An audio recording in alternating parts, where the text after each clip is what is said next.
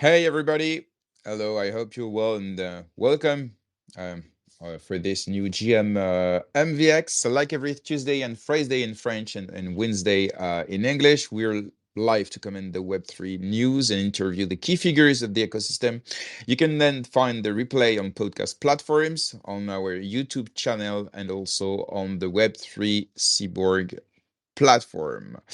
Today I am with Arno, Atom Protocol ambassador, but also entrepreneur. Hello, Arno. How are you this morning? Hello, Jerem. I am doing well, thank you. Okay, How perfect. about you? I'm doing good. Slept just a few hours, so That's but I'm that's okay. that's more than usual, man. Yeah, definitely true. How is your dog? My dog is on the couch with an eye that is fucked up and the other one that is doing okay. So he's sleeping, feeling smashed. So yeah, for some context, I was for the Easter weekend over my family, and my dog fucked one of his eye up.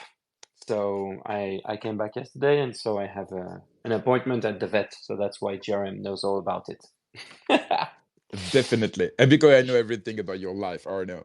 Uh, I am also this morning with Philip, Crypto Bay founder and staking provider on MultiversX. Hello, Philip. How are you? I know you're Yeah, not. yeah, I know everybody. Yeah, fine, really fine. I mean, after Easter and relaxing over the weekend with chocolate and stuff, so we have the Battle of Stack and a lot of different news. So things are going quite well. I mean, kind of busy and lucky you. At least you can sleep. Lucky you. Okay, sounds good. Great to have you this morning. Just give me 1 second. I just finished something and I'm all yours. Sorry for this. Yeah, no problem. Philippe, I'm the same. I had so much chocolate over the weekend. I'm fed up with chocolate.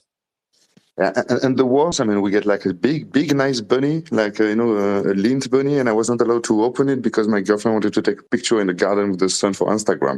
It was so sad, man. But no, but no, I kicked his ass, so it's fine. How about you guys in the audience? Did you eat a lot of chocolate? Let's see who ate some chocolate. If you ate chocolate over the weekend, do the thumbs up. Just for us to understand who ate a lot of chocolate over the weekend. For now, it's just Philippe and myself. Yeah, My mom bought me some chocolates. I was so Okay. happy. and it's an all-time high for cacao also. Huh? I mean, it Yeah, I was an saw important this. weekend. It's so much profitable than EGLD. Sorry for my Yeah, accent. I sold all my cacao. I like it. Okay, you took profit. Okay, so let's go for the program. Today, first of all, we'll discuss about subject two proposal about the E-Gold Fellowship. I don't know if you heard about this, but I will put the link of his proposal on the Agora. He just put it this morning, and we'll discuss about his thought. Really interesting. So yeah, it will be interesting to have your opinion about this. I asked him if it was possible for him to come this morning. He's on the audience right now, but because he's in the USA, the time maybe is not the best for him. So if brother, you want to take the mic, just raise your hand, and we'll be happy to host you. But if you can't, it's okay. We'll try to explain your proposal the best possible. After this, we will receive Longin, CEO of and founder of OneDex and OneFinity chain. So we'll speak about DeFi, Bridge, Sovereign Shards, and so on. And third, we'll talk about Robert Sasu's reflection about economic models of sovereign shards. We spoke about it yesterday in French, and I thought it was very interesting, and it was, in my opinion, relevant to do it again in English for you guys. So that's the program of today. Of course, and as always you can take the mic, you can write your comments, your questions, your opinions, and whatever in the comment section. So feel free to do it, to participate in this discussion. So before we start, let's check the tweet, the repost count. Only 5. We're 28 on the space. We only have 6 reposts. So no, won't be possible. I just tell you, I need 50% of the audience who retweets to start this tweet space. I can see on the comment first people asking, where is Benjamin Minku? I think we can start with this. So actually, yes, it was an April Fool's. It was a joke, but it was more like an invitation than a joke. And unfortunately, Benjamin decided not to accept this invitation. The chocolate interview. And like, he didn't even take the time to say yes or no. He preferred to ignore me. And it was even better like this. So yeah, Benjamin, I thought you were fun, but actually you're too much serious. But maybe one day I will have this unfiltered and uncompromised interview with Benjamin, and I see many of you guys wait for such interview. Not especially with me, it's not the point, but an interview that is not prepared before with real questions and real answers. It was all the promise of this invitation, and I read all the comments and many people from the community like dream about this kind of interview. So I hope one day it will happen. Won't be this morning, unfortunately, but yeah, that's the joke. What do you think, Arno? You did not believe about this joke from the beginning. Why? Because I know you, man. And you know Benny? I know how you operate. I saw it was so fun. I saw Foudre, jumping. Woo! It's so cool! Amazing! He already prepared his questions. Yeah. And I just got out of my shower and no, not buying it. This is a big GRM April Fool. So no, but it would be great. And I think it also it was a cool opportunity for Benny just to lighten up the mood, especially with the last things that have gone between you two. But yeah, maybe he just wants to step away of all this for some time. I don't know. We'll see. Yeah, But I'm maybe. convinced that one day we'll have this with this unfiltered interview, and I'm pretty sure that next week in Paris we could see the first stones set down, towards Yeah, this because interview. we will be at the Paris Blockchain Week, and yeah, so there will be many occasions for us to meet, and I hope you guys will be there, or some of you at least. So yeah, it will be nice. So let's go back to the initial program. We have 13 reposts. It's not exactly 50%, but yeah, okay, let's go. We need to move on. So let's speak about subject to proposals. So two possibilities. I can sum it up, or subject to, if you want, you can come and explain what's your thought. Just let me know in DM, or just with a thumb to tell me if you want to jump or not. And if you don't, it's okay. I tried to summarize your thought. So because I don't receive anything, I will do it. Okay. So, oh yeah, he's asking for the mic. That's perfect. I don't know what time. What time is it in your place? Subject. Depends where in the US he is. Yeah. The subject. Where are you? And what time is it at your place? Hey, what's up, bros? I'm in California right now. Okay. It's about 1 So a.m. it's super early. Oh, it's one Yeah. only. Okay, I thought it would be. I'm pretty tired though, but yeah, I'm more curious what you guys think. Obviously, I think there's a lot of mixed reactions to the idea in general. I think a lot of people sympathize with, the fact that we've had so many name changes already. A lot of people Um. might be hesitant. So if you want, I will put the Agora post that you did this morning. Well, it was this evening for you. And yeah, if you want to summarize what's your idea and why this idea in a few maybe bullet points, and after we'll have a discussion about this. Do you want to do this? Sure. Yeah. I mean, I think it pretty much boils down to most people refer to the network as EGLD, EGLD, whatever, Bober network. But Multiverse X is not what most people, you know, speak about the network. It's not that recognizable outside of our small circle. So, we've had a year with this name, and I don't know if it's really gaining all the traction that Benny thought that it would initially. It seems like we kind of hopped on the metaverse narrative, and I think that his vision, it's still great. The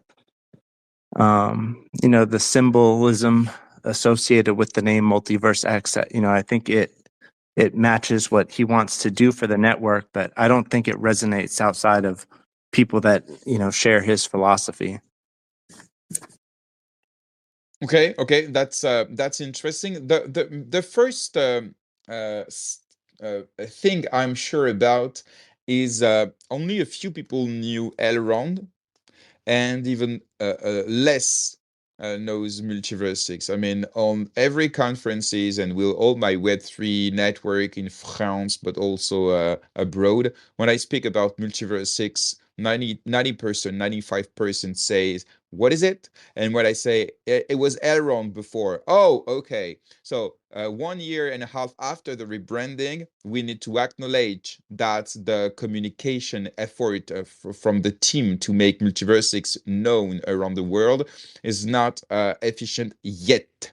I say yet because I know that they are like really doing great things to attend to every international Web3 conferences to make the network known all around the world. But so far, it's not working, definitely. So that's the first thing about maybe the awareness of the brand. So I agree with you. Subject to. Well, can I call you differently? That subject to. Do you have a name or a nickname or something? I like subject too. Really? Oh, okay. So Yeah, let's go for let's pick subject to. Okay. Let's call you just for Sub. tonight. Sub is cool. Sub is cool. Okay. What do you All right, think, Arno, but about the awareness part? So I think I'm going to go on the other side. I pretty much agree that there's a big awareness issue. And as you said, not many people knew Elrond, and even less people know about MultiverseX. But I'm going to take an example. Everybody knew Matic, and when they renamed to Polygon and they kept their token Matic, they're still top 20, and everybody knows them. So they spent a massive amount in communications to make sure that they were known then and they're known today. So I would argue that, not many people knew Elrond, not many people know MultiverseX because the effort to make people know about it hasn't been made because, resources or whatever.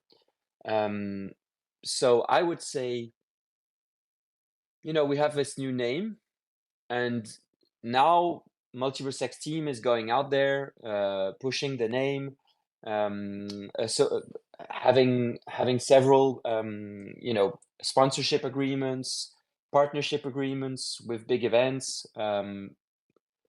So I would say yes, there's an awareness issue, but is the awareness issue because of the name, or is it because of the fact that they didn't communicate enough? Well, I can say for one, when I talk to people and I try and get them to put $10,000, $50,000, $100,000 in Multiverse X, a lot of people think it's very cringy. Oh, that's the second part. So if you want a subject, it will be the second part I wanted to speak about. So first of all was about the awareness. And now I wanted to talk about the cringe aspect of the name. The multiverse and the X, two references that are a little outdated, even ridiculed by some. So the rebranding, the third rebranding would be a solution for this. And I let you explain your position subject, and after Arno, of course. Well, I think you summarized it right there. I think it appeals to some people, and then there's other people that find it very off-putting. And it is a little bit try hard. It's very easy to mock and make fun of. And I think that creates enough clouding of our brand and our image, and it just does enough to push enough people away that, are we really appealing to people that are just more interested in the finance aspect of blockchain? Who do we really want to attract? Does it have to represent the entire brand, or can we keep Multiverse X as, a subset of the products that we offer without having it dominate, the entire narrative of the blockchain? That's interesting. Arno, if you may, can I ask Philippe's opinion? Of course, man. Of course. Okay. Philippe, and after Arno, about the cringe aspect, which is said by some. I just wanted to sorry because I just arrived, I just came back, but just about the first aspect about the visibility of the MvX branding, something that we should maybe consider also is like Elrond have been communicative during a bull run, like during the last bull run, and that's a moment where everyone is talking about blockchain, about technology. There's a lot of influencers, there's a lot of YouTube video, there's a lot of podcasts. So the brand have been passed through. Since the rebranding in MultiversX, we are on the bear market, and I think nobody's talking about crypto already. And I think that's also an aspect that we should take into consideration, because the team put a lot of effort in communication, but I think the state of the market is hard to make newcomers getting or new branding arriving. That's interesting, but we can say that many projects during the bear market managed to get some visibility. So new blockchains and new DeFi protocols and so on. So I understand and I agree about the difference of a financial situation of the market, but is it enough to explain this? That's interesting. So Arno, about the cringe aspect. First of all, do you agree with this or not at all? And second, what do you think about the change of name, maybe to remove this aspect of the brand? Yes, to some extent, I agree with it. Even when I have to talk about Multiverse X, I think in every language it's a mouthful. In French, Multiverse X, it's Yes. it's a mouthful. Mm. It's a mouthful for several languages, and it's why when between us, the community, when we talk about it, and we don't want to say EGLD, we say MvX. Mm-hmm. And MvX is a sharper name. Yes, With it's short. less, It's yes, cool. it's less R and S, and so all those letters that are hard. And X, of course, X is the letter that has been, associated with porn for many years. So of course, it again, it's a reference that is peculiar. So And also about the X, also with Elon Musk, with Twitter, and a lot of things. pushed by some influencers, like making people think that they would be possible to get to have a partnership between MultiversX and Twitter. All of this was so cringe, and it was ridiculous at some point. So porn is a thing, but also the the never happened partnership with Twitter, if you remember. Yeah. Of course. Those stories will always stay here, and until we have one of the two parties say something about it, at some point. So, but to the what's behind the name and the brand, I think we all have opinions about brands. And you have a brand that has become one of the biggest brand in the world by having a fruit name. So, I think a brand is what you create with it. You can shape what people think about it. You can, if a successful brand is instantly is instantly sexier. So imagine, just let's get away 2024. Let's get away from this year. We are now in 2035, and MultiversX is one of the biggest tech brands in the world. And Benjamin Minku's vision has become a reality. It is the infrastructure that blurs the line between physical and digital realms. How does that sound? So I think we put behind brands the stories that we can, and then the brands, they also create their stories throughout their journeys. So yes, maybe the name is not the strongest, the brand is not the strongest, but at some point, and that's not the first time that when they unraveled the name, I was like, ballsy. But some brands end up being liked even if the name is a bit peculiar in the beginning. So I'm rather looking towards what are you gonna do with this, than okay, let's change something, because it's not, in my opinion, it's not the brand name that is making us not accelerate, or will make us not accelerate in the future.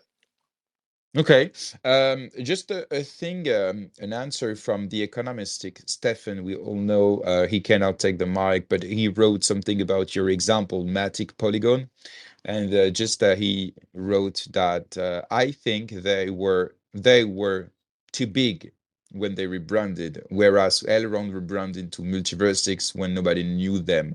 So in his opinion, that's exactly what the I example said. is not really relevant to compare both blockchain. And that's why that's exactly what I said. Maybe I didn't make myself clear. I think we are saying that MultiversX makes us unknown, and we're like, no, but nobody knows about MultiversX. But the truth is, nobody knew about Elrond. Elrond more. I mean, remember a bit more, but you know why? the Max airdrop.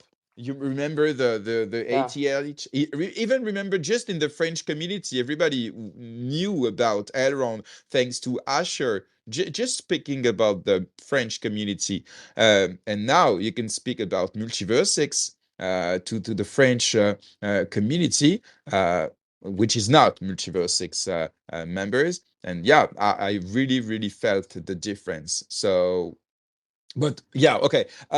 Philippe, and after subject 2 about the other part of the proposal, because it's not just a rebranding, but also a proposal for like a non-profit organization. Philippe, and after subject 2. Yeah, I just wanted to add some context for some listener maybe, but the foundation Elrond was forced to change the name due to copyright over The Lord of the Ring. There have been discussion to keep the branding, so they wanted to keep Elrond originally, but they have not been allowed to. So just to put a little context. For the rebranding and the Grinch, I mean, at first, I mean, it was a little strange. I mean, like say it's a mouthful word. I mean, like a lot of, I mean, difficult to sell and to make it credible just at the first sentence. But when all the tools will be there, Xfabric, Xportal, everything will start to make sense, I think, and the MultiversX branding will have a meaning, I think. I mean, like we liked Elrond when Torrent was Elrond, so we were all attached to this name, this branding, Maya. We were really involved in that. The stickers with the elves, the dwarf, the magician. I mean, it was really into this universe, and things changed quite fast to cyberpunk mode. I mean, I like it; it's not the problem, but some people could have been lost in the process. I mean, like say Arnaud, I mean, he resumed quite well. I think we need to wait 2025 when the technology is more mature, when all the products are in line, and the vision will be more easily shareable with newcomers.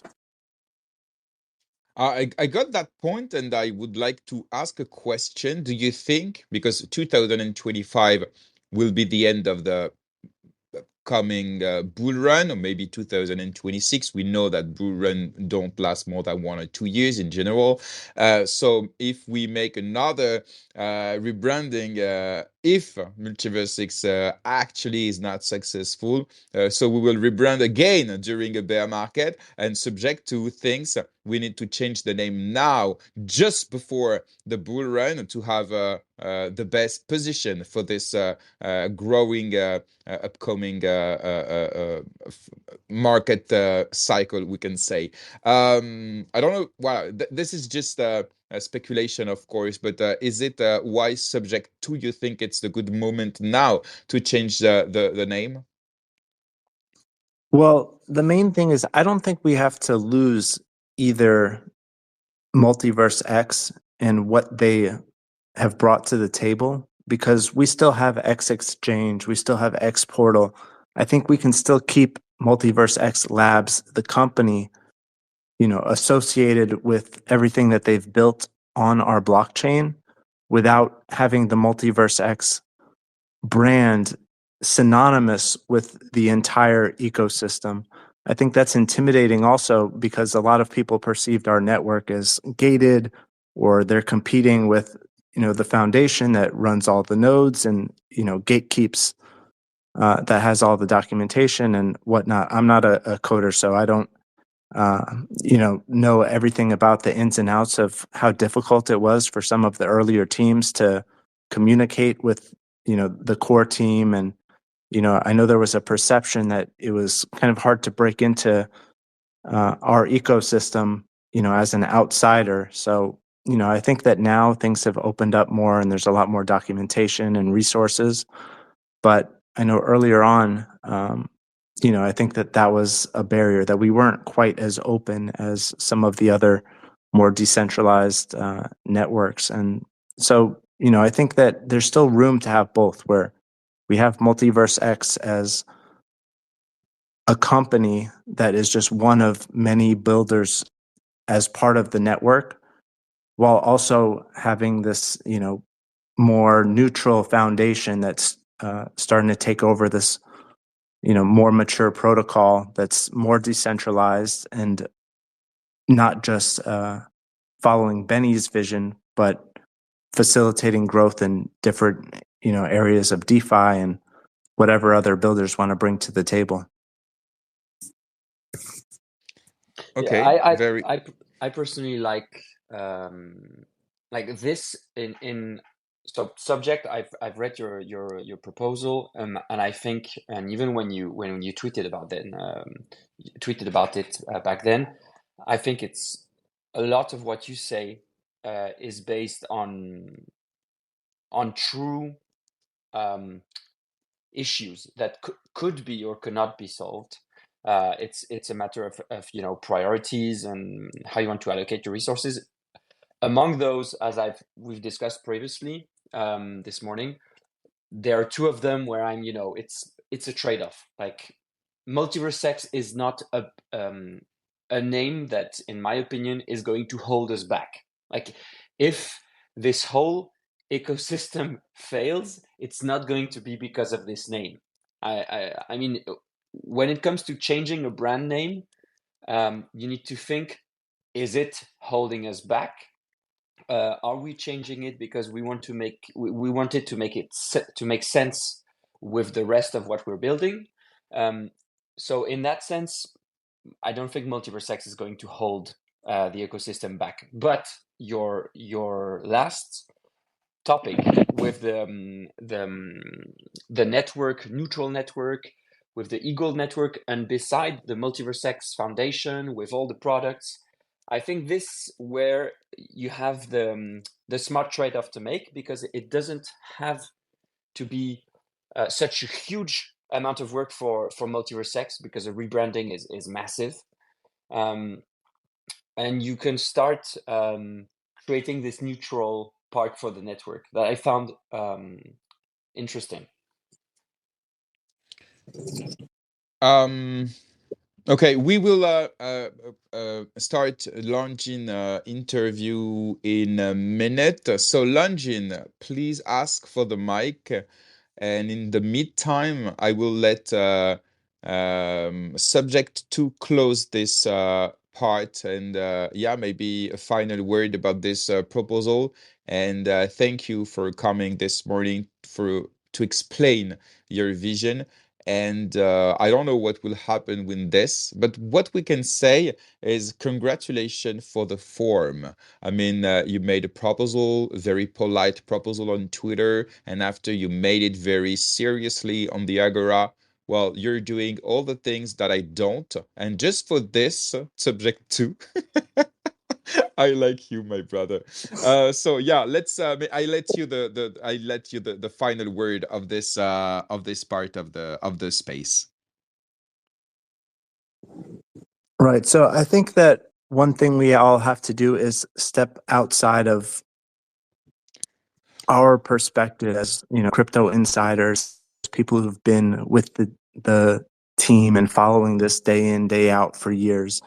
When you talk to people who are completely outside of crypto, if you tell them Multiverse X, it sounds very intimidating. They may not like anything cyberpunk related. They may not understand digital money at all. And so for them, I think that when you're trying to onboard them and you tell them Multiverse X, I think a lot of them can't even figure out where to go from there. They're not going to remember I need to buy EGLD. They're going to scroll through Coinbase and they're not going to see MvX anywhere. They might buy the wrong token. I think we have to think and reimagine this for somebody who's far more incompetent than we, realize, or maybe incompetent is the wrong word, but they're just not in this the way that we are. So I think that aligning the network name with the token really simplifies things for people. It kind of brings the focus back to money.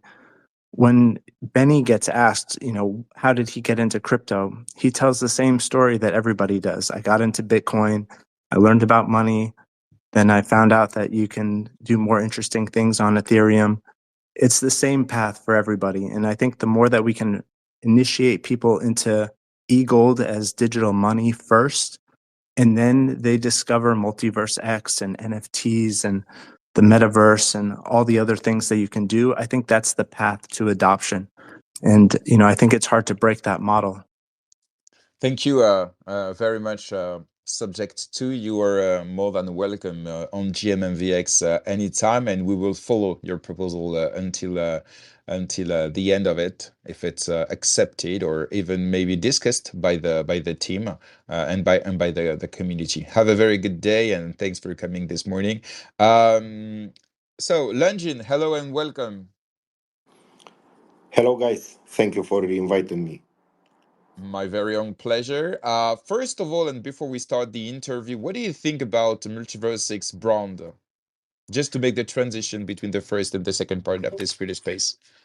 You are talking about Errond and MultiversX? Yes, because subject to proposed to rebrand MultiversX in EGLD network to be maybe closer to the ticker of the token, but also maybe to be easier to memorize and to pronounce, and maybe to be less cringe, according to some point of view. Guys, in my opinion, MultiversX, it's a nice name. I don't see why they need a rebranding. I mean, Okay. we are cool like that, in my opinion. Okay, thank you for this. So yeah, I really wanted to receive you on GMMVX because you built a lot for the last month, and so we were happy to have you this morning. So first of all, because we do it with every guest on GMMVX, can we just start by can you start by introducing yourself before your Web3 journey? So what's maybe your background? What did you do before even being in the Web3? Yeah, I can start with this. First of all, my name is Longin. I'm an entrepreneur. I have a business in real life. It's not before or after Web3. It's basically I am also in a business in uh, in real life, And let's say I have a big business and not just one. I have many businesses. Um, you told us, or someone here told us 2 minutes ago that everybody was coming from Bitcoin in Web3, but we most of us in Romania we are coming after LGLD. We find out, let's say, I believe that 60% from the people that they are now in MultiversX, they heard for the first time about EGLD. And I was an investor, a big investor in EGLD. I believe that I am a community member, and I will always be a community member. I'm all the time on groups. I'm all the time answering to everybody before the before my admins. Um, and I decided to do something because I did a lot of money with EGLD, investing in EGLD in I don't know, in the first I believe when I invested was uh, something like $1 or $2, and I decided to give something back to the ecosystem, you know. Okay, that's And interesting. yeah, And very interesting to want to give back to the community and to the ecosystem. So can you explain? So that's interesting what you said before, that you entered Web3 with EGLD and not Bitcoin, like yeah, the majority of the crypto community around the world. So that's very interesting. I never thought about this, but yeah, it's pretty you know, obvious now you say. most of the Romanians that are now in Web3, they find out about crypto through EGLD. So in 2029, so basically there were no crypto enthusiasts before 2019, mostly. This is what you say? In my opinion, I believe is the true. At least me, I invested for the first time Mm. in Okay. EGLD. Sounds very good and very interesting. Okay, so you decided to give back to the community, so you decided to launch OneDex. So can you explain why you decided to launch this decentralized exchange? Uh, However, we already had X Exchange, and yeah, what was the limit of X Exchange you wanted to get over with the OneDex? I told you that I am an entrepreneur. I took a look about what everybody is building, and I decided that I need the, we needed the permissionless DEX, basically. In that moment on exchange, you couldn't list your token, and a lot of things you couldn't do on X exchange. I decided to do a DEX, a permissionless one, and I did it. Also, we put a lot of tools on that DEX, not just a simple DEX. Like people basically the founders can do a stake, they can do farms, they can do a lot of things. On OneDex, it's permissionless, it's just a small fee, and they can do it. you know. And we believe like that we help a lot the small projects. Okay. So it was important for you to have a real permissionless decentralized exchange on MultiversX. Was it difficult for you, and what was your relation with the core team member? Um, wasn't easy, to be honest with you, because we start like in the worst bear market ever. Mm-hmm. We did it on our money. I mean, we build the decks with our money. I'm not a dev, first of all. Like I told you, I'm a community Mm-hmm. member, and I hire devs normally, and I pay for the decks. When we do the private sell, the decks was on DevNet already with all the tools. After that, when we did the public sell, the DEX was on mainnet. We didn't.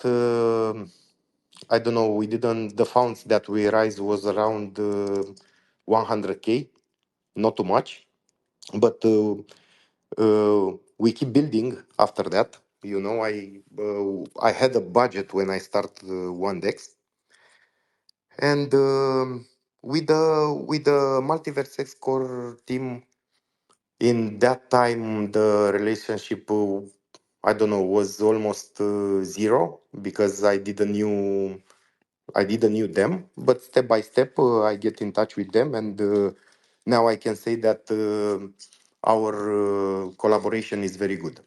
I mean, very, very good. Okay, so it wasn't easy at the beginning, but now it's better. Yeah, it's not easy in the beginning, because you know something, you don't come to build on a chain and to expect to have help from the core team. I mean, Especially when you build something that is competitive to a core product, maybe. I don't think it's competitive, because I mine don't is think better. so, but maybe they can Mine is see like better. this. Mine is better. You cannot compete with something that is not better than yours. Yeah, I I mean, mean, when I mean it was in their eyes, but man, I'm okay, joking now. It's definitely it's different. But okay, and it's innovative, definitely, because no, now but the look, XA can I change. can Yes, I sure, can go I tell ahead. you something? For in this moment, look at the exchange, OneDex, and the X exchange. Mm-hmm, Javier, I see he is here. mm-hmm. Our dexes, our tools are definitely much better than a lot of tools, and we don't compete with no one. I mean, you cannot compete with something that is not I don't know, is not the same competitive like you. I get it. Okay. We have Paul C, but also Alex that asked for the mic. If you guys have a question for Longin, just please raise your hand with the emote button on the bottom of the screen, so I can give you the mic if you want to ask anything. Um, so let's maybe speak, and same for you, Arno. If you have any question, feel free to interrupt me and yeah, to ask your question, because if nobody stops me, I keep asking mine. Um, so I want to speak about maybe now the bridge with the Solana. Bridging two different ecosystems such as MultiversX and Solana present maybe some opportunities. So what impact do you foresee this bridge having on the whole DeFi landscape, but not only DeFi, because the assets that can be bridged can be used for NFTs and many other industries. So yeah, tell us about this bridge and the opportunities it can bring. Here, I believe Alex can tell you more about it, if it's okay with you. It's more Oh, because technical. Alex is part of your team. Yes, Alex is part Oh, okay, of my okay, team, okay. and it's the one that it's building now the Sovereign Shard, and they build the bridge. Okay. I didn't know because I saw Bidly and I didn't know that you were working with Bidly. But okay, Alex, hello and welcome. How are you? Good morning, guys. Good to be here with you. Yeah. So right now we're as Longin said, we're leading the development of OneFinity mainly, but we're also coordinating stuff onto the Solana bridge. So regarding this bridge, I really believe that it can bring a lot of opportunities to the chain. Right now, we see all this hype that it's constant in Solana, especially regarding memes. They have some unbelievable volumes, if you ask me.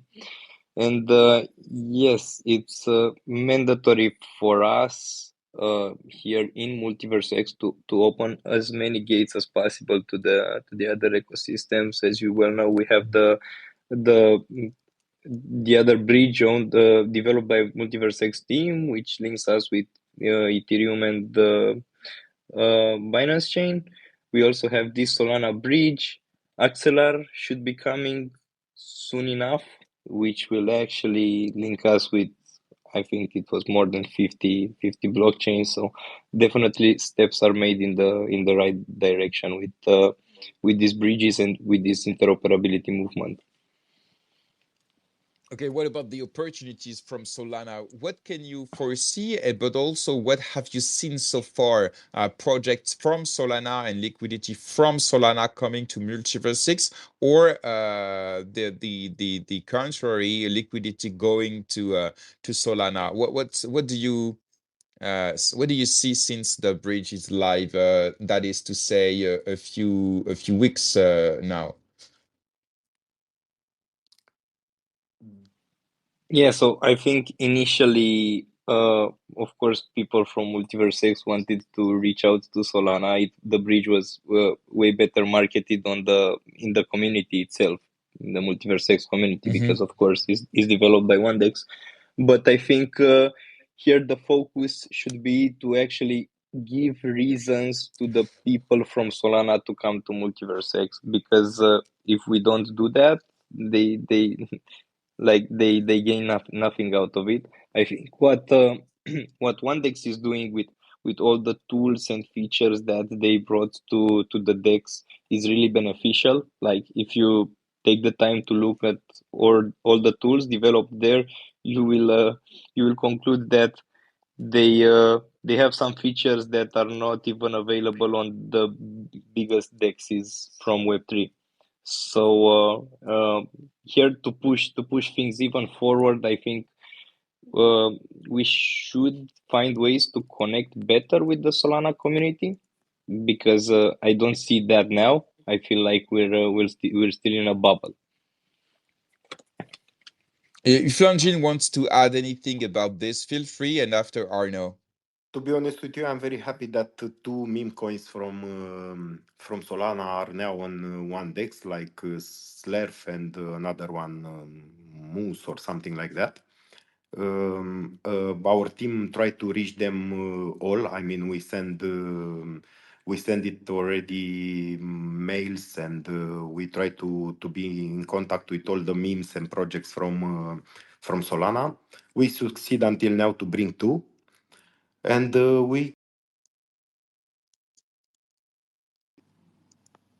Okay, we To lost bring projects Longin. here.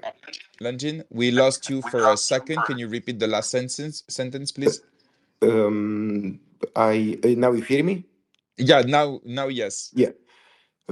Basically, we try to reach a lot of projects from Solana to bring them here. You know, to present them the bridge and all the tools that we have, and we managed somehow to bring two projects like Slurf and Moose. Slurf, you know about Slurf, I suppose, from Solana. It's that guy that burned around 10 million. Yeah, we remember. Yeah, and I did somehow, if you go on their website, you'll see their OneDex. We send them some money. I mean, we was like a marketing, and we send some money for the people that lost money there, and they came here and they put us on the website. I think it's visibility, and you know, maybe others will see that and they will come to MultiversX. Okay, Arno, let's go. Yeah, I have a reaction to the bridge and then a question for Longin. I'm a big bridge user because I've been on the Ethereum ecosystem in the past, and so I'm still switching between several networks. But bridges are I don't believe in bridges because they're scary to everyone. They have very bad press because of all the hacks, and I don't have numbers, but I would be very interested to see the proportion of real Web3 blockchain users to see how many of them have used the bridge. And I think to most people, this is a barrier to entry that is huge. So only people that have a hard, important interest to bridge will bridge, because otherwise people they don't want to go through the hassle of learning on how to bridge. I mean, I have some friends. I tried to get them to do that, and they, as soon as they hear bridge, they say no, but I don't want to bridge. So that's my first thing. I'm looking forward to different type of solutions that will allow people to use different networks without bridging. So ZK rollups or other type of technologies in the future. But to me, bridges, old school bridges, are they're associated with hacks and stuff, and so that's hard. I don't know if you have a reaction to this. Yeah, I know what you mean. We did our part. The bridge is decentralized in this moment. We are in discussions also with the MultiversX to have one relay and to make the bridge more decentralized. We did an audit. Basically, all OneDex tools are audited now. Because you know, guys, that we had a hack, an internal hack, I don't know, 4 or 5 months ago, maybe more, I don't know, 6 months ago. And from that moment, I decided to audit all the tools. The bridge is audited. I know a lot of hacks can happen on the bridge, but I believe that until we find another solution, this bridge it's quite beneficial for the ecosystem. And we did it. I mean, it's not easy to take this responsibility, but we did it. In the end, someone need to do it. It's a permissionless bridge, and we offer a chance to all the projects, also from MultiversX, to go to reach new investors. And I believe, okay, it's can be hacked. I don't know if it can or not, but in the end, someone needed to do it. This is my opinion. Yeah. I'm 100% aligned with you, Longin here. I'm also, as I said, I use bridges all the time. I was just saying that bridges have a bad press, and in my opinion, they are not the technology that is going to build Yes, the this is big not the future. yeah, It's like electrical exactly. cars, in my opinion. Yes. The electrical cars are not the futures of the technology, in my opinion. Definitely, the bridges are not the futures, and a lot of things will come. But we'll build everything that we can with our budget. And like I told you in the beginning, it is not easy to build. I mean, Yeah. And I'm not a developer. I mean, I cannot start to code from tomorrow if I have an idea. Ideas I have, but for these ideas, I need money to do it. yeah. So, uh, in terms of ideas, I have a question for you, because now you are, with OneDex, you are in the DeFi ecosystem, and I'm interested in your perspective. We've seen the MultiversX DeFi ecosystem growing madly over the last year. In your opinion, what are the one or two roadblocks that are we need to move away so that it can keep growing, but not just growing like it's doing right now, but really multiply by 10. Sorry. Sorry, I didn't. I don't know why I lost you in the last 2-3 words. Yeah, in your opinion, right now, what are the one or two things that we need to solve so that the DeFi ecosystem on MultiversX can really go to the next level? In my opinion, the answer of all the questions, of all the questions, the answer is sovereign shards, in my opinion. I Okay, mean, how yeah. let me explain you why I believe this. Look, in OneDex case or OneFinity case, yeah, we build a sovereign shard. We are in this moment the most advanced ones. I mean, in the next months, like 1-2 months, we'll have first DevNet versions. I mean, we already deploy a smart contract, an AVM compatible smart contract. We are very, very advanced on this, on building the sovereign shard. And we find, together with the MultiversX team, a solution for this OneFinity to be also a layer 2 on Ethereum, you know? And basically, OneFinity will be like a connection between MultiversX and Ethereum through being also layer 2 on Ethereum. Also, Sovereign Shard, AVM compatible here, and the layer 2 on Ethereum. And I believe a lot of liquidity can come here and we can evolve like that. At least it's a solution that I can tell you. I mean, an answer at your question.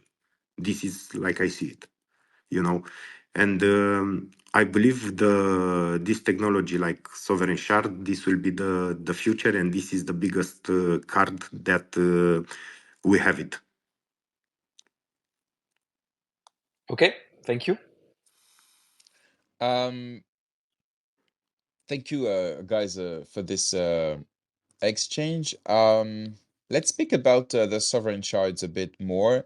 We will speak after about the best economic model of the sovereign shards that Robert Sasu was thought about. What's, in your opinion, the best way for sovereign shards to succeed and to avoid atom like Cosmos scenario for the EGLD sustainability and demand? And my second question about sovereign shards, how is the communication between you, a project that want to build a sovereign shard, and the team? Because we know that all the things are not completely finalized. How do you move with this maybe lack of information, or information that maybe are changing sometime?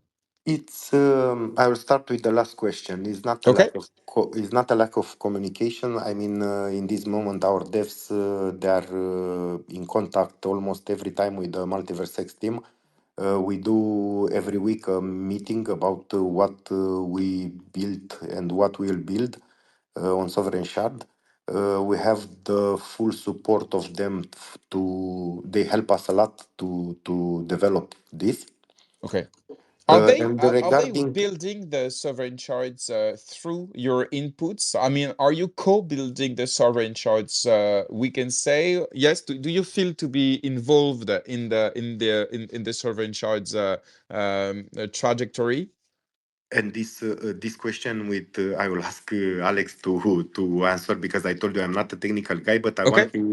I want to answer to the first question Thank you. regarding and after that Alex will answer to you. I want to come to the first question about the tokenomics of sovereign shards, Mm-hmm. and I believe it's good. It's just a proposal. They need to. I'm sure that is not the final proposal. They will be in. I mean, from my information, but I can tell you 100% sure will not be the final, and it's just a proposal. And for sure, we'll find they will find a way for they will find a way for everybody to access the sovereign shard. And in my opinion, it's good that they decided to use the EGLD. Maybe the amount of the EGLD per node it's a little bit big, but You for mean the sure. 100? Yeah, the 100, but like I Okay. understand, people is not 100% well explained in that document. I understand that people can stake via OneFinity, let's say, something like that. Maybe in the future they'll maybe until they launch the sovereign shard, we'll have the idea of restaking. Um, I mean, for sure, they will find solution for everybody, and I believe it's good that they also have the GLD involved. Maybe not the 100, but you never know. If will be a mistake, for sure will be not a problem, and for Okay. sure there will be solutions. I mean, there will be definitely there will be solutions. Okay, Alex, I let you maybe answer about the technical part, and my question is about something that is very important for projects, is to have the feeling that they are co-building the tech with the core team, since actually you will be the most important part of the sovereign shards. I mean, the issuer of the sovereign shards. So how do you feel when working with them? So I'll first add a bit on what Longin said, and I think he kind of answered half of the question, because with this whole debate, proposals, communication between projects, community, and MultiversX, I think this is the right approach to do it. There is this open communication and feedback loop on the business and economic side of things, which hopefully will not lead us in the same scenarios as Cosmos or others in regards of the main token economics. And now on the technical side, basically the same thing applies. We have open feedback loops with the MultiversX groups where we discuss technical choices that we make, and we also coordinate with them for their technical choices and architecture decisions that they take in order to make everything as easy to use as possible. And let's say everyone will be able to build on top of what they provide. This is the main goal, not changing the actual protocol, but being able to build on top of it. So I think until now, with the development that we're taking and how things are going, it's great. Thank you, Alex, for this. And we have some comment about your work. People are saying, I don't know how you can do all of these things, because you're building many projects on MultiverSX. So people are just crazy about your job. We have a question for Longin on the comment. Well, it's not really a question, but more a remark. I will read it and I will let you answer this. I hope the OneFinity chain bridge with EVM will be very efficient. I mean, let capital be frictionless, almost no fee to bridge in or out, fast finality between MvX to EVM1 and EVM1 to MvX. It's, in my opinion, what is lacking from the bridges we already have. So can you tell us more about your vision for the EVM bridge? Basically, if you read it from our documents. Oh, actually, it's a comment I'm reading from It's a comment. a Okay. listener. Yes. So Because that's, I'm just I was reading it, almost and I let you answer him if you want. yeah, I was almost to say that I never read the entire document that the guys did it. But uh, look, to answer this, I think also Alex, please help me. But the idea of if we'll do a layer 2 to OneFinity will be also a layer 2 will be much easier in my opinion with the bridges, but definitely we'll have bridges on OneFinity. We'll see if we can do a partnership with Axelar, or we'll see exactly how this will work. But I don't know if you saw on DevNet the X portal now, or a list on DevNet, or I don't know. I read it in some place. I don't remember where. X portal will support MetaMask. Yeah. So here to add a bit on this, Longin, Mhm. the first goal essential for us is to make the transition of EVM projects to OneFinity as seamless as possible. So minimal, if any, changes are to be made in their smart contracts and the app as a whole, because this way we get rid of a lot of friction. And then regarding the Ethereum layer 2, basically the technology allows us to also deploy rollups on the Ethereum main chain. So this way we can get use of the security of both MultiversX and Ethereum when validating the on-chain transactions. Yeah, to add a bit on the comment that GRM read, I've been watching, how Atom is working and has worked on the Tau bridge, and also how they are working on Sol. And what you need to understand is that when you build bridges, you have to interact with two sets of blockchain technologies on each side, and so that means that you have information coming from one end with specific consensus mechanism, block finality, speed, etc., etc. And on the other end, it's the same. And as soon as you interact with Ethereum, the layer 1, everything becomes super slow and super costly. So that's always a challenge. And when you want to interact with the liquidity that is on Ethereum, because of course, that's what we're talking about here. When I asked the question about for Longin about the what can help MultiversX ecosystem, DeFi ecosystem to blow up, what he says is the sovereign shards, so that we can come closer to Ethereum and we can tap into the liquidity, because of course a fraction of this liquidity would mean an immense change for the MultiversX DeFi ecosystem. But it's not easy, and it's always super slow to interact with Ethereum. So yes, of course, you can build and make sure that it's seamless and the UX is the best, but Ethereum is slow. So as soon as you want to interact with it, it's slow. You are 100% correct on this. And I didn't get a chance to add upon the bridges discussion that you guys had earlier. But what I think here is that actual bridges are just an intermediary step.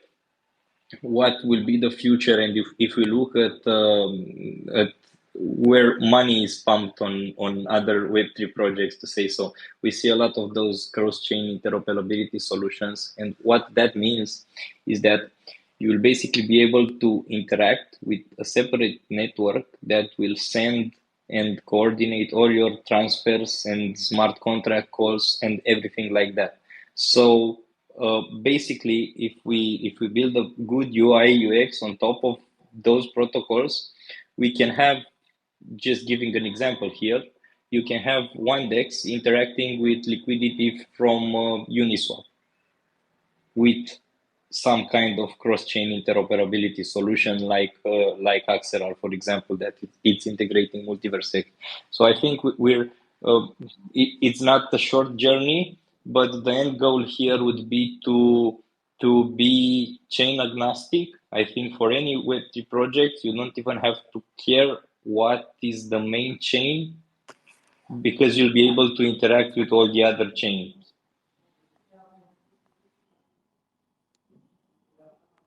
Thanks for specifying this, Alex. It's very interesting.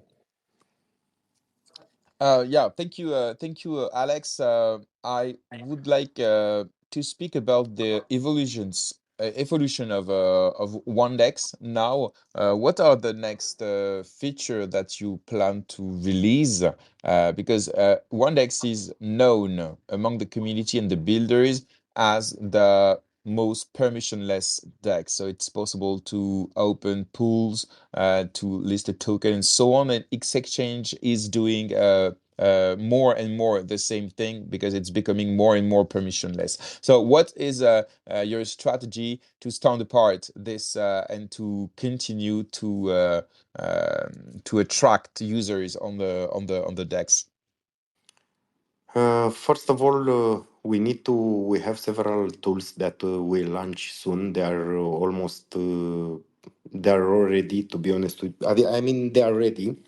We just have something to work on the new UI. We'll have a new UI soon, like 2 3 days, I hope. We launch an aggregator. It will not be the best aggregator, but will be a version one of it.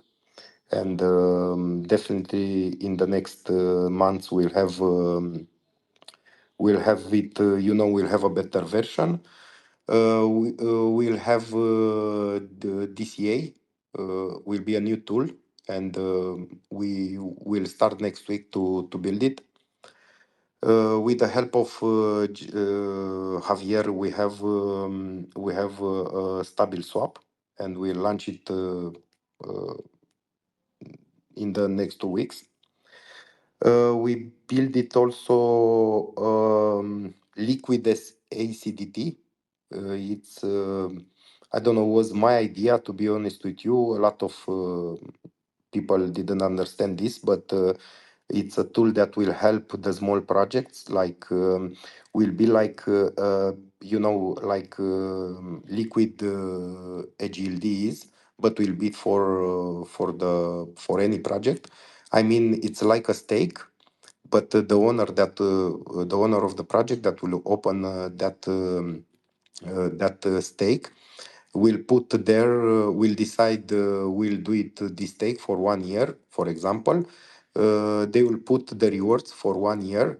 The smart contract will do an auto compounding, and the users that will come to stake, they will receive an LSDT, like a liquid ACDT, and they can use it on OneDex to launch a pool like L, let's say L11, with a with a small impermanent loss, to say like that.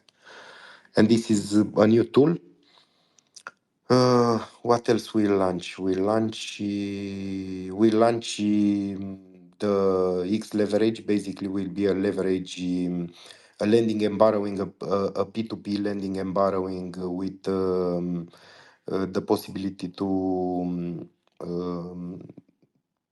leverage all the ACDT.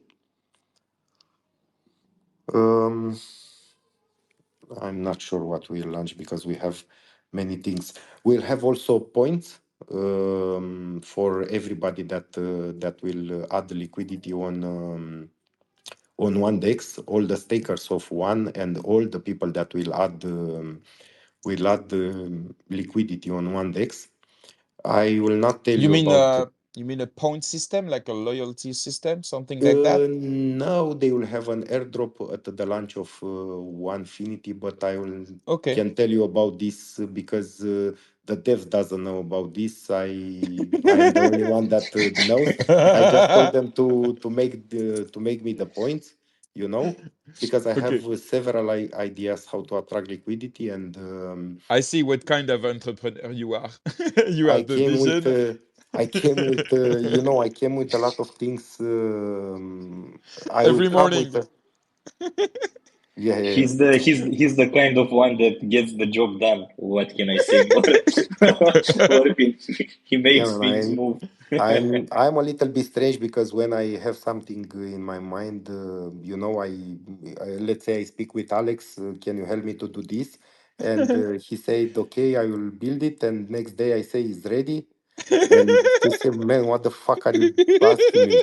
And second day, in the morning, first thing I have like 10 groups with devs, and I ask them, is ready, is ready. But I know, I'm annoying, but That's what we like. This is how things are moving on fast. But okay, so okay, that's interesting. This airdrop related to maybe off-chain and on-chain missions to get points and so on. This is something that is very interesting, and I yeah, can tell you, you're not the only one to think about it, even on MultiverseX, because everybody's just talking about engagement to be eligible for yeah, but airdrops. So that's the meta, definitely. the difference is that I will doing tomorrow if it's possible. I mean, in the next week, I hope Friday will be ready. I'm not sure yet, but I hope the points will be, or everything that is behind the points, they will be ready. I have another idea, and I spoke with Alex and with his team, and we'll do it. But I will not tell you because I want to, it's something nice for the one that they will open a pool.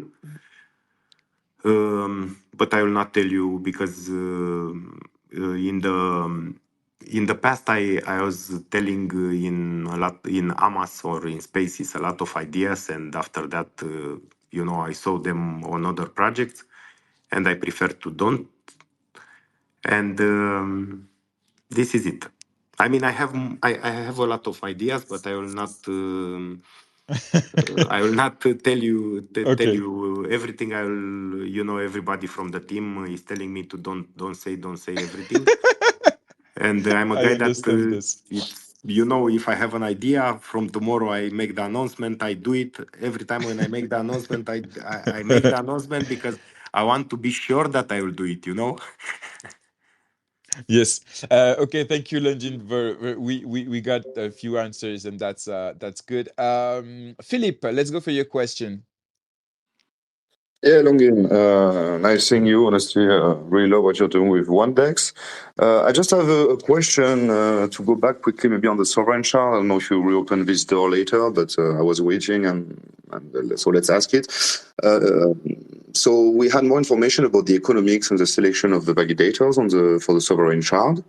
If I remember correctly, OneDex released an NFT collection for validators. Yep. So the idea was to own an NFT to become a validator on the OneDex shards. And my question added to that is that with the new economical system and the need of blocking 100 EGLD per node in addition of the NFT, I guess, I would like to ask you, in fact, what's your plan regarding that? If you have some already, or maybe if there is still ongoing discussion with the foundation to maybe change the rules or the condition, and or maybe if X Fabric will be included in the equation for all these things. I don't know if you have more insight, or maybe Alex about it. I can answer to this. We have a collection for validators. Basically, it's the OneFinity collection. To run a node on OneFinity, you need one NFT and 3,001 tokens. Will be like that.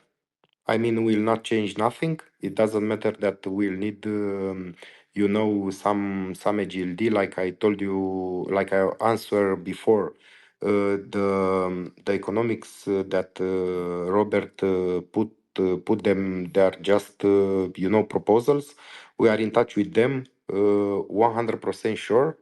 OneFinity will run with one NFT and 3,001 per node.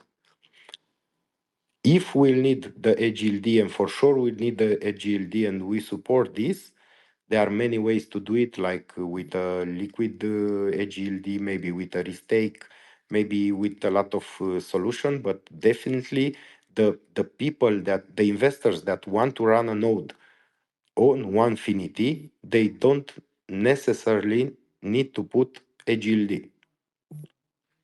And this will be. I'm 100% sure that this will be. That's why I'm telling you, because I suppose you record this, and this will be. Okay, no, but it was not. It was just by curiosity because it's still an ongoing discussion and there's a lot Yeah. of metrics. I mean, And I after can, the I chain was can. all the time I was honest with community and with the community, and I can tell you that I can tell you why also I sold these NFTs, and the answer is very simple. I sold them and I did this economics for OneDex because I needed money to build OneFinity. You know, all the money I mean, from the that I raise them to build OneFinity, because like I told you, we raised it until the NFTs. We raised it 100K and we build it. I mean, um, in this moment, one token. It's I believe it's one of the most successful launches in MultiversX. I'm not sure, but I believe it's like that because we started. I don't know. We are 40 or 50x from the private, and the public was very close to the price of the price. The public sale was very close of the price of private, and. I mean, we didn't put. We decided to don't sell tokens. I mean, to don't put pressure on the tokens. You know, on the price. And we decided to do these NFTs to raise funds and to keep building, because everything that we raise, they are in the. You can see it on OneDex and you'll see it soon on OneFinity. And on top of this, we put a lot of money. I mean, it's not easy. You need to understand that it's not easy to build. The devs are not they are expensive. I'm not a dev again, and I cannot code. If I hope I will never learn to code, and it costs me a lot of money. I mean everything to bring. Also think about. I bring a lot of liquidity for Sol. I bring a lot of liquidity for a lot of things. You know, and it is not easy. I mean, don't get me wrong. It was not a complaint No, at no, all. no. I was I just. just want to clarify everything. You know, I mean, why I did this, and because if you know, in the beginning, if you remember, when I launched the one token, we had around 300 millions. Was supposed to rise around 1 million. You know, with 1 million, you can do a lot of things, but I raised it just 100K. I burned it like 80% of the supply because you know, I realized that it's stupid to have in my wallet like 80% of the supply. And this is the reason that I decided to have this NFT. And it's a good approach. I mean, I just hope. I mean, I'm sure you will manage to discuss with the team and find definitely a solution, because I guess both models need to coexist in the ecosystem, and I really hope you will manage to implement it. Good 100%. luck, I'm in Frank. contact with them. They told me that we'll find the best solution, and I'm sure, I'm confident. I mean, 100% sure we'll find a solution together, and everything will be fine, in my opinion. Thank you, guys. Arno for the last question. Yes, Longin, I have a question about the one token properties. I'm going to ask you this question as an investor. So for now, I didn't invest in one and in OneDex, not because I don't believe in what you guys are doing, but because there is something that bothers me in your token properties, that you can freeze assets. And when we compare with, so the most decentralized token is JEX. JEX, they have in their properties, they can't upgrade, they can't change owner, they can't pause, they can't freeze, they can't wipe. So this is very cool. And then you have Ashwap, Hatom, and those guys, they're not as decentralized, but can't freeze, can't wipe, can't pause, and you guys can't pause, can't wipe, but you can freeze assets. So what do Yes, you and have to say about this? what I can tell you, it's the properties will stay like that. Um, why they will stay like that, I don't know. Maybe we need in the future to do some changes, not on the not on the token, but you never know. For example, I will give you an example. I use once the frozen the freeze, or how is the name of the that thing, and I will tell you why I did it. When I start OneDex, I start with a team. That team, uh, I don't know if all of them or just one, they took me, they hack they hacked the limit order. You know about this. Yeah, everybody knows that we had an inside hack, right? Yep. Okay. When I start to build with them, I give them also some tokens. You know, I give them in CoinDrip. This year, I decided to froze them after the hack. They left, they disappear, but they still have the possibility to take tokens from CoinDrip. And I decided to freeze them because I decided with my team, with my advisor, that they don't deserve that tokens because they already took like 80K from me, not from me, from the people, because I put the money back, like and I use it for this. I mean, um, I will never use that. I don't know how to use it, to be honest with you. I will never use it just for if I will have such an agreement like that, and if the people with left or something like that, because also my team have coins in CoinDrip, and I don't know if they disappear or if they don't do the same job like they are doing now. In my opinion, I don't see the reason to pay them these tokens. This is why I have that. I don't know if it's good or not, if it's bad or not, but this is how I think. I mean, you are paid if you do your job. If you are not doing your job, I don't see the reason why to pay to you. Yeah, okay. I was interested in your view because one of the biggest reasons why blockchain was created with certain ideals, and one of them is trustlessness. So the fact that you don't need to trust, and there with your token, we need to trust you After, and your team. yeah, of course, I understand your point of view. After the CoinDrip will be released in the next 6, 7 months or 8 months, and all the tokens will be out from there. We'll burn the tokens that they are there. They are 500K tokens, for that team that left. And after that, we can change the freeze properties. I mean, it's not a problem for me. How can you burn tokens that you don't have? You can burn I can burn because I have the right to burn tokens, and I can no, basically I can wipe the contract or something like that after it's finished. The contract of CoinDrip.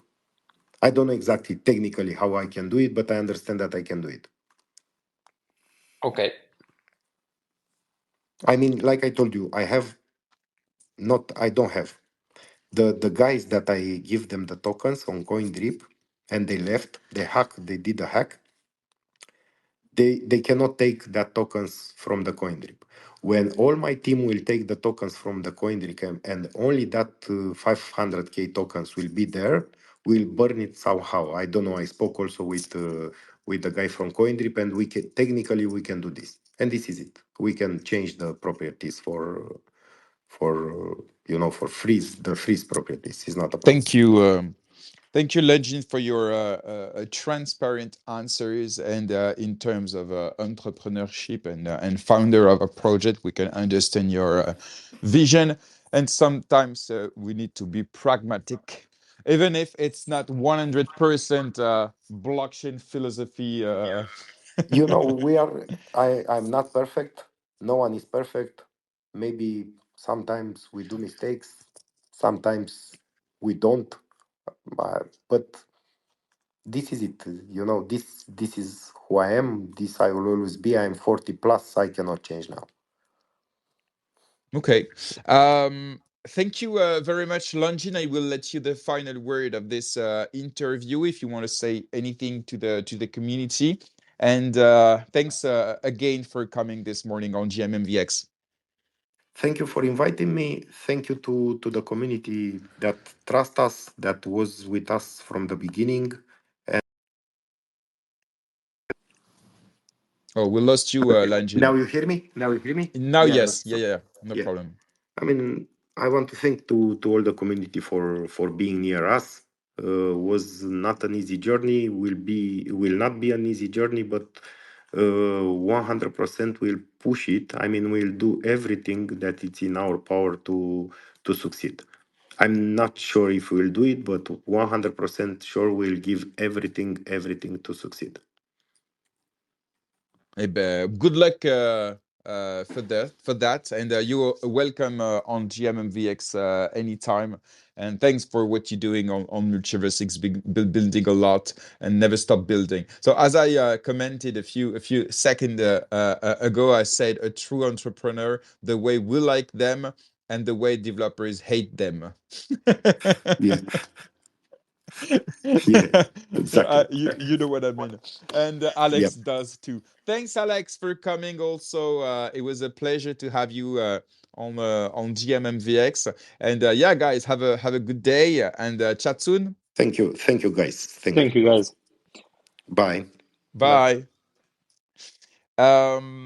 Okay, so let's now get into the third topic of this morning. We will speak about economic model or economics about sovereign shards.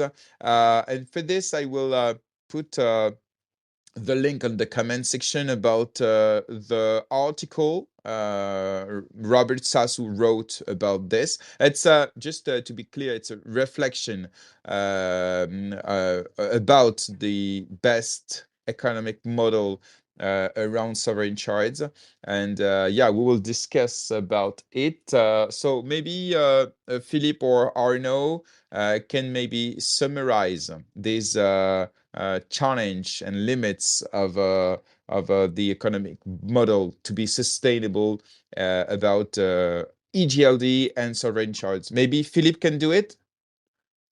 Yeah, you Okay, can jump if thanks. it's fine. So yeah, for resume, so like I say, JRM, a few days ago, Sasu Robert released a tweet about a proposition to open a discussion about like the economic that will be related to the sovereign shards. In addition to that, there is, can you put the tweet maybe in the comment? I don't know if it's already done.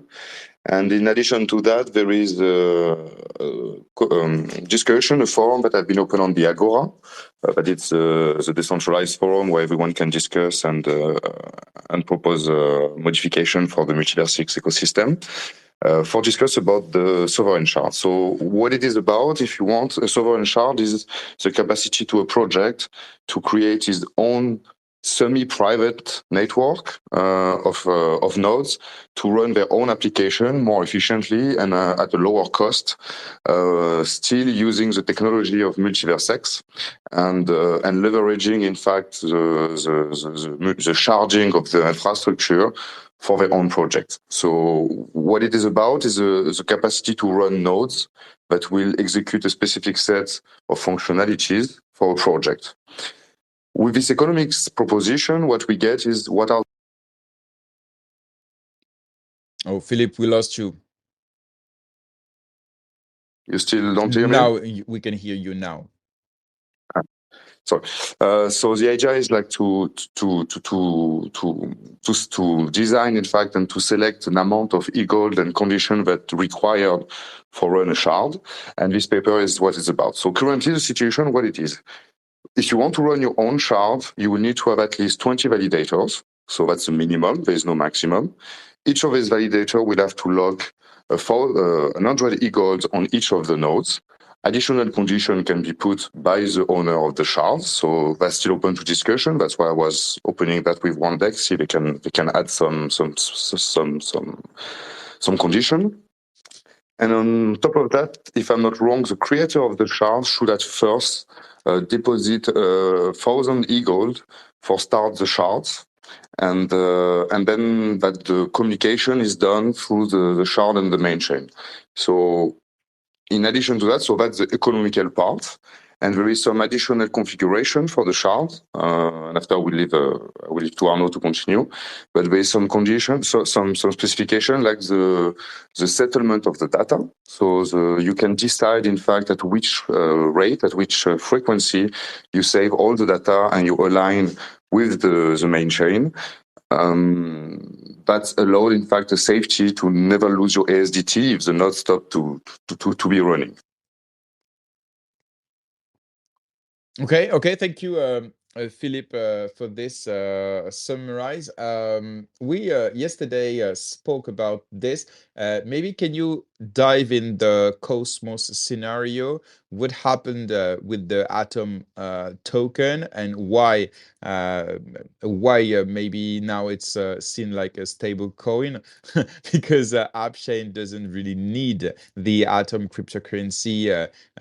So can you maybe develop and explain the Cosmos thing? I'm not specialized in Cosmos, but to imagine a little that, the chain will have the capacity to reduce their cost to decide how they pay their fees, if fees varies. So the total, if you want, of validator of the chain itself will have to pay a certain amount of EGLD to write in the main chain and save some data, important data that they don't want to lose in case of problem with their network. But they can also, they can add. Sorry. On one node, you have to log 100 EGLD, and you can, in addition, log some of the token of the chain, the utility token of the chain. And this token, from my point of view, because it's something that they discussed already, is the capacity to pay all the fees with these tokens. So that means that if a video game, for example, want to create a sovereign shard, and with creating their own token, everyone would be able to pay the fee with their own token, as long as the foundation, the owner of the shard, have enough EGLD to pay the fee on the network. I mean, it's still, again, it's a proposition. There's a lot of discussion. It's nothing is fixed or decided at the moment, for what I understood. My objective is really to be able to have the most flexibility over the configuration, to be able to respond as much as scenarios and projects that would like to enter our ecosystem. Okay, about Cosmos, we can say that on Cosmos, anyone can launch an app chain using their SDK without needing an Atom token, neither to launch it nor to use it. On MultiversX, it's pretty different because to launch a sovereign shard and to validate on the main chain the transactions, well, the batches of transactions, you will need to use the EGLD, and that's the challenge. Now we receive a Joachim. Maybe you want to precise or to add anything to what Philippe just said? Yeah, Philip gave a great presentation, and I'm coming in a bit late. But what I just want to specify when it comes to the difference between EGLD and Atom, which is the native token of Cosmos, is that the EGLD tokenomic is very different.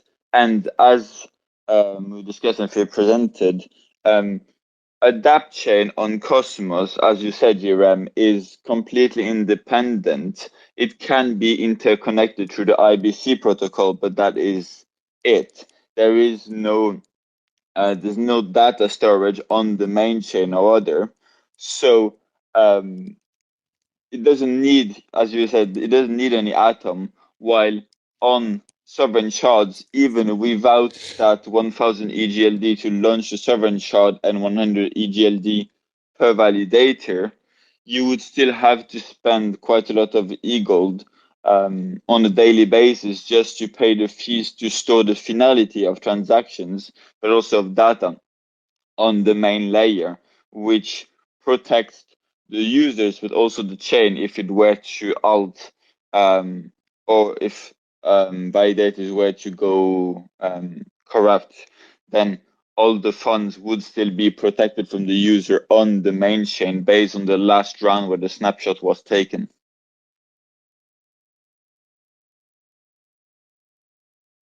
Okay. Yeah, Arno, go ahead.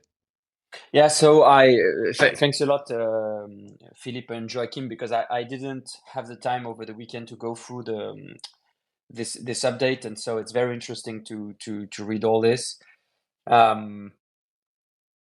As you said, Joachim, the fact that you don't have the same tokenomics between Cosmos Atom and MultiversX EGLD, and the fact that those sovereign shards, we can believe and we can trust the fact that the growth of sovereign shards will be intertwined, interconnected with EGLD. The community now has a voice through the Agora, through the social layer, and everybody wants the success of sovereign shards being connected to the success of EGLD. So I believe, and Longin had a very interesting opinion about this, I believe that there will be a good outcome for this. And regarding the fact that validators, they should be a specific limited amount of validators. You can't have under 20 validators to launch Sovereign Shard, and you have to stake in those validators some EGLD. The fact that if you want to launch Sovereign Shard, you need 1,000 EGLD, and that number can evolve. To me, that's not a barrier to entry, because we've seen in other ecosystems like Polkadot, with all the sub networks, the parachains that they had, they did something very smart that we can do in the future for those projects and sovereign shards. You can incentivize the community to lend some EGLD to those projects, and that will be something new that will add very interesting ways of interesting the community to the future success of sovereign shards that are looking to launch through the MultiversX technology. So, in my opinion, this is promising, because on MultiversX, the cost of transactions and saving the state of a sovereign shard on the main chain is not like for layer 2s and Ethereum, where it's super costly, and so you can't do it every minute. On MultiversX, you will be able to do so. So you want to have this connection as much as possible, and this is looking great.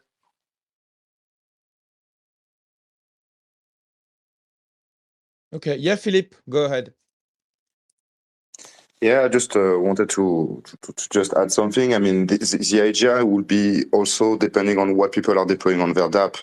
Me as a user, for example, maybe I will be inclined to buy a utility token to use a specific shard and pay the fee on this shard, so for run a specific smart contract, for example, because it's only available there, because it's linked to off-chain services or things like that. So depending on the dApp and depending on the sovereign shard utility, both scenario would make sense. If the value will reside on off-chain services or payment that I will do monthly, and then I just need the token to pay the fee and not EGLD because I will receive them for free. I mean, there will be a lot of different mechanisms that can be put in place with that. And I'm really looking forward to see the level of configuration. I mean, every project that have in mind, in fact, to run a sovereign shard, to have their own dApp, to be able to reduce their cost and modify and store more data, should think about this approach and should directly try to integrate it into their economics, I guess. Okay, guys from the audience, feel free to tell your opinion about the thoughts of Robert Sasu about the economic model of sovereign shards, but also to the limits that you think. So feel free to raise your hand if you want to say anything, or if you want to just comment something in the comment section so we can have a discussion about this. Also, if something is not clear to you or you want to have some precision about some terms or concepts, also feel free to ask we really want you to get the point about this, because and that's in my opinion very very very good thing that Robert and the core team actually is doing his best, sorry, to educate the community and to build this reflection with the community, and not just imposing their vision about this, because they really really really count on Sovereign Shards for the growth of the ecosystem, and it cannot be a fail. It's just not possible. So it's in my opinion something very good that such discussion can happen. And yeah, about Robert Sasu, I proposed him to come this morning. He's skiing this week actually. So, and he told me in DM that he will write more articles and more reflections this weeks. So he will come next Wednesday on GMMVX with a lot of food to think about. So yeah, Joachim. Yeah, I can add one of my worries, I would say, about the sovereign shards, and it is the fact that that much, the initial 1000 EGLD that I needed to start the network itself, the sovereign shard, I don't have any issue with it. They can be, as announced, they can be crowdfunded, or other ways to meet them up. But the 100 EGLD per node are not only for the 21st node, they are for all nodes that were to run the sovereign shard. And the issue with that is, you imagine you're a sovereign shard, your company has started a sovereign shard for whatever reason, and you're starting to attract new investors, new potential validators that believe in your project and understand the need for sovereign shards or your custom blockchain in a way. You will have to convince them not only about your project and most probably your token, you also have to convince them that they need to buy EGLD to run a validator. And I feel like that is, you had a great comparison for that yesterday, Jeremy, so I'm sure you'll make it again in English. But you then have to sell two projects to members of your Sovereign Shard, violators of your Sovereign Shard, your project and MvX. And I think that this is a step in the wrong direction when it comes to mass adoption, because if we want to get more and more people involved, we need to make it as easy. And as we've seen on other blockchains, sometimes it's one project that brings a lot of adoption and a lot of users, and not the whole protocol. And people should be able to interact in that way without having to think about EGLD.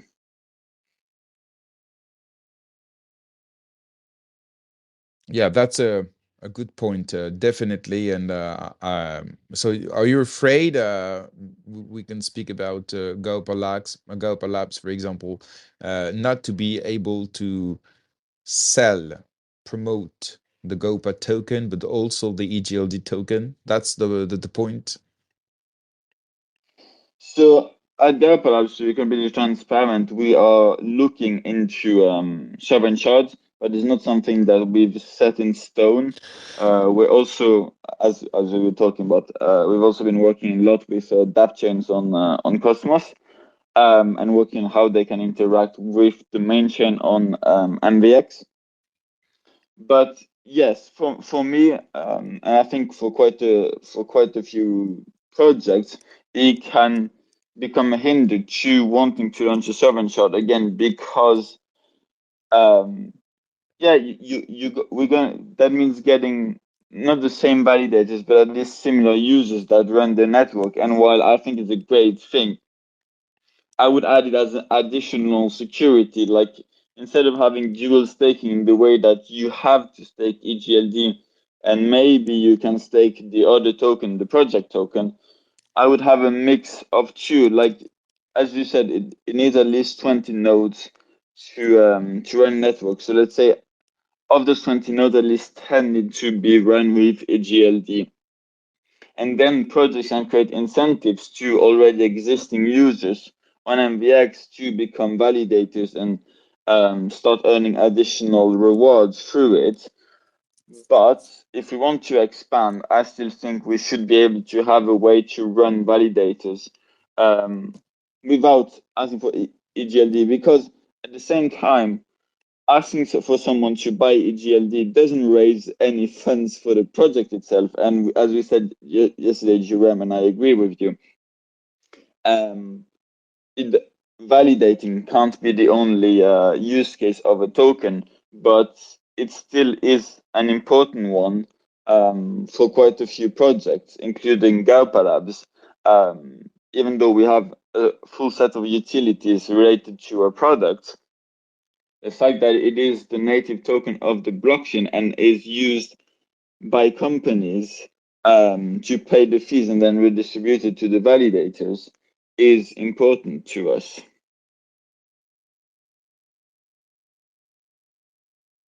Okay. Arno, you wanted to say something just before, or am I dreaming? You're dreaming. Okay. It happens sometimes. Okay, so let me check the comment section if we have any inputs about this. This discussion will be even more interesting when Robert will be there next week. But I think the point today was to discuss about the basics of the discussion and the challenge to be able to comment on dit? Relever un challenge. To Arnaud? live up to the challenge, to Voilà, make to sure that live we up the challenge, to be sure that we succeed. Okay, thank you very much. Guys, thank you very much for coming this morning. It was an intense and very interesting Twitter Spaces. We learned a lot. Thanks to Subject 2 about his proposal. We will follow this closely among community. Thanks Longin for coming, explaining his vision and all of the, not all, but some of his many ideas. But also thanks Joachim, Philippe, and Arno for discussing about Robert reflection about the best economic model for sovereign shards.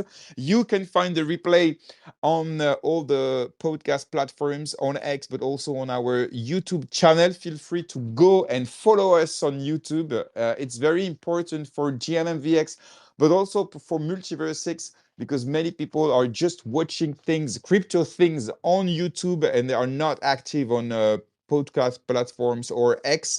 So it can be interesting in terms of adoption. So see you next Wednesday for a new GMMVX. We will receive Sasu Robert to continue to speak about sovereign shards, but also we will receive Rock from Bugaz. We will speak about his vision of NFT ecosystem and how to grow and to create and to federate and to engage a community in an organic way. What